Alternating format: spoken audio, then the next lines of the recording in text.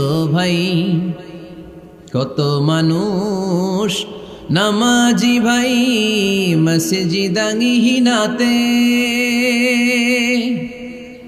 আল্লাহর নামের জিকির করে লুকিয়ে গভীর রাতে।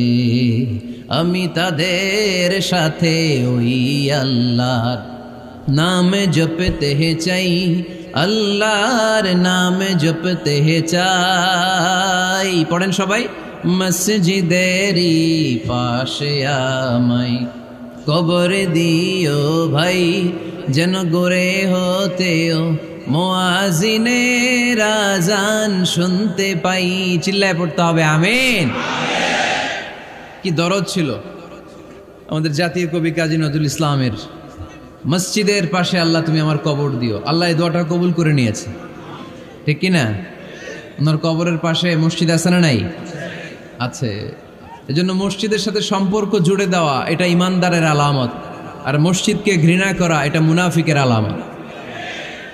এজন্য আমরা যেন আমাদের হৃদয়টাকে মসজিদের সাথে জুড়ে দেই, মসজিদের সাথে যেন সুসম্পর্ক থাকে। মসজিদ সবার, মসজিদ নিয়ে দলাদলি নাই।